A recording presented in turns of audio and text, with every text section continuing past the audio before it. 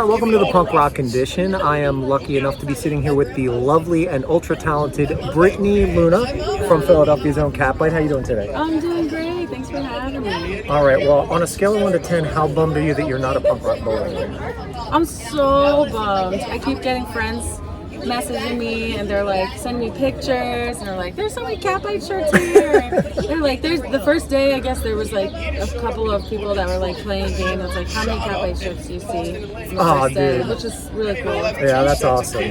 Well, you guys are coming fresh off of your third EP, right? This is our first EP. So we've had 2 full-length albums, right. And then we put out this EP. It came out May 9th. Doom Garden, but it's like a long EP. It's 6 songs. It's 6 songs, yeah. And how's it being received by fans, peers, friends?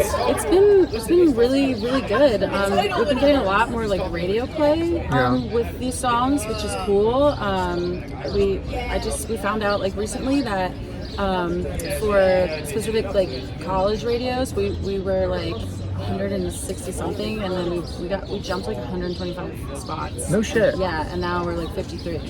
Wow. Well, hey, which is crazy. Take the victories where you can get them. I know. It's My awesome. sister would crucify me if I didn't ask you how it came to be that you worked with Patrick Stump. What was that like? Any anecdotes from working with a big star like him? Oh my gosh.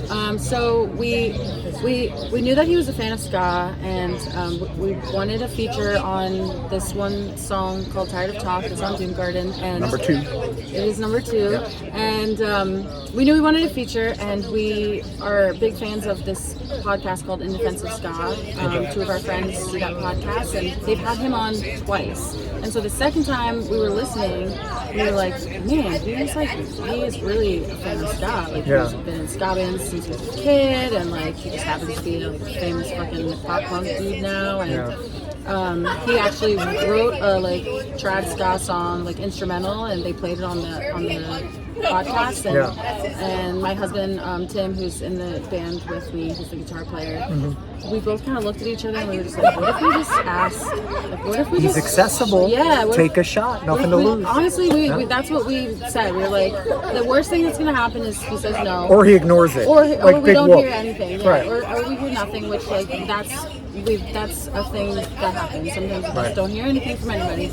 And it was like a month later, we got an email back from him, and he was like, hey, I was sent your song, and I really like it. I heard you want me to be like a part of it, and I would love to. And we're like, it's fucking insane. And I mean, judging by the video, you guys probably never got in the same room as him, right? We haven't met him yet. Yeah, we haven't met him yet. But he was really cool. We were like, we have this idea for a music video, and like we kind of just need you to like be in front of a green screen and like dance and like hit some harmonies. Be like weird. And he was like, yeah, cool, I'll do it. And, really cool. Yeah, it was really, really awesome. Very exciting. He's really very sweet. Like just over email, like a really sweet person. So I hope that one day we'll be able to meet him in person. Yeah.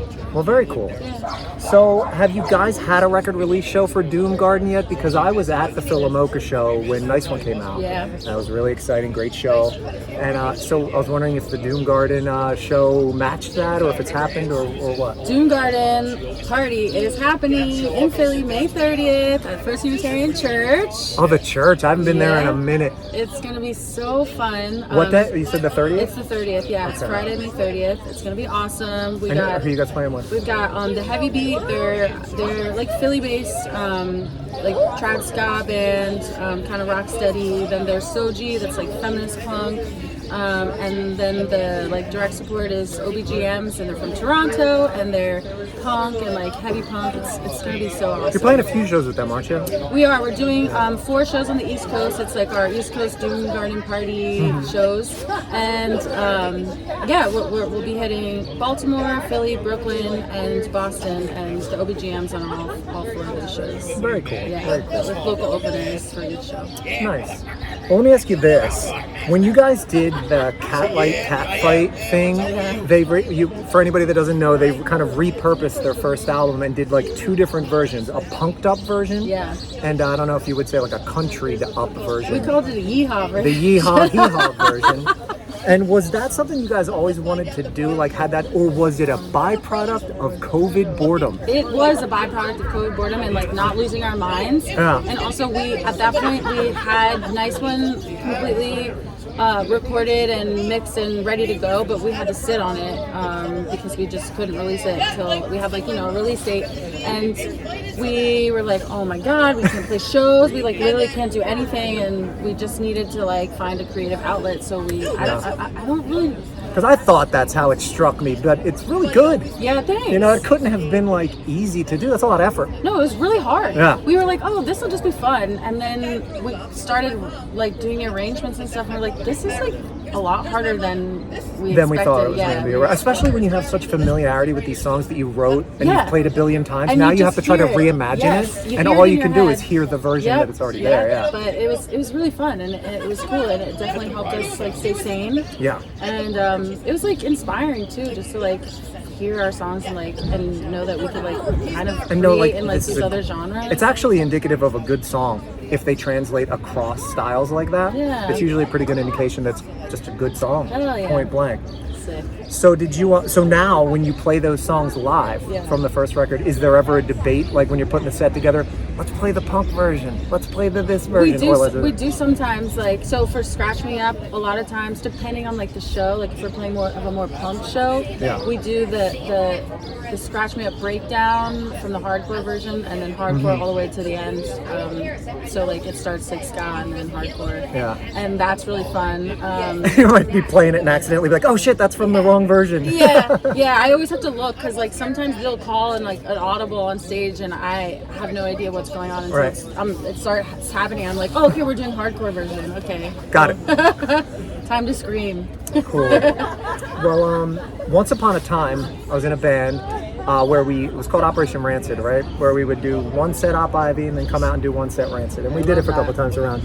So I can sniff out a hardcore Op Ivy fan when I see one, and you guys at Riot Fest, if I'm not mistaken, did a full Op Ivy set with Laura Jane Grace on vocals. Yes. So I have two questions. Number one, how did that come about? Yeah. And number two, how hard was it to not hop on vocals? Oh my God. No matter how good Laura Jane is. Come on. I know. It was really hard, but she fucking killed it. She really fucking did. So good. She's so good. She's so powerful. Amazing, man. Like it was insane. But yeah, how did that come about? Why'd you decide to do that? So that was actually like a random. She had started like a petition on Twitter a few years ago, and it was just like I think it was like a joke thing where she was like Operation Reunite Operation Ivy, and she got like I don't know like 30,000 people to like sign or something, like a crazy amount of people. Yeah, it's crazy that they never bothered. It's like Jesse Michaels is weird or something. Like he's like got anxiety or something. I can't put my finger on it. I feel like that might be the case, the anxiety, and I don't know. I feel like Tim's like got all his little projects that he's got going on. So I don't know. Maybe one day eventually, but.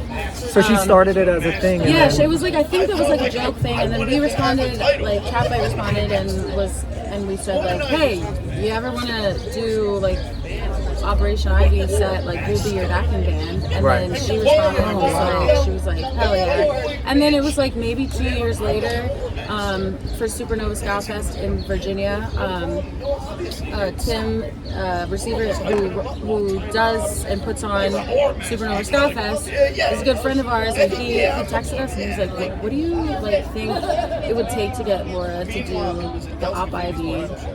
Yeah, that's not a particularly easy thing to memorize. Yeah. Because it's very spastic the way that record's recorded. Yeah, and we were like, I don't know, we'll just text her. Because at that point we had become like internet friends and then like texting friends, and we had met her. She let us stay at her studio in St. Louis, and she's so fucking cool.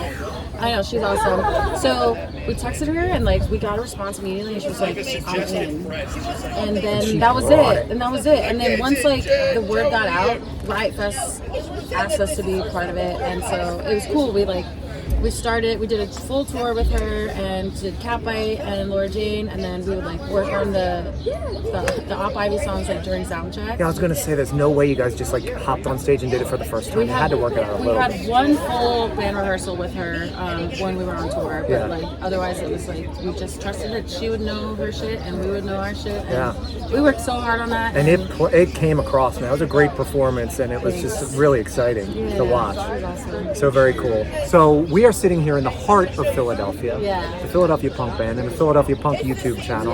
Are there any other local Philadelphia bands especially within the punk rock or even punk rock adjacent, Yeah. that maybe aren't getting enough notoriety that the singer of Catbite knows about that the world should know? Okay, well, I mean, I think Soji is fucking awesome. They're playing our show at First Unitarian. They're like super hard, like femme punk and More on women. political, and it's so good, and they're so tight. I feel like they need some love. They need a shout out. I mean, they're doing fucking big things already, but like more people should know about them. Hey, they'll take a shout out wherever they can get Yeah. it. Have you come across $500 yet?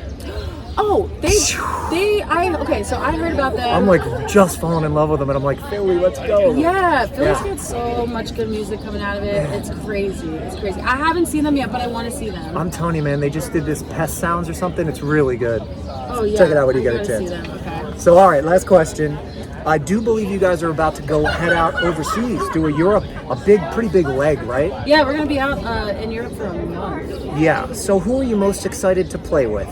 Hot Water Music, Yellow Card, or the Mad fucking Caddies? I don't know. It's crazy. It's like, come on, man. It's kind of nuts. So we did. It's funny because we've played shows with Hot Water Music before, but only ever in Europe. Right. So we did. We played shows with them in UK last year, and so now we'll be doing like European shows with them, and then we're doing European shows with Mad Caddies, and then we got like this random show with Yellow Card. I don't know, it's insane. It's really crazy. The answer is Hot Water Music. Hot Water Music. All right. We love them. We love them. All right. Well, I want to thank you so much for sitting down with me. Thanks for having me. Anybody out there, go check out Catbite's new release. If you're in Philadelphia, come to the church next week, and if you're in Europe, catch up with Catbite out on the road. Yeah. So thanks a lot.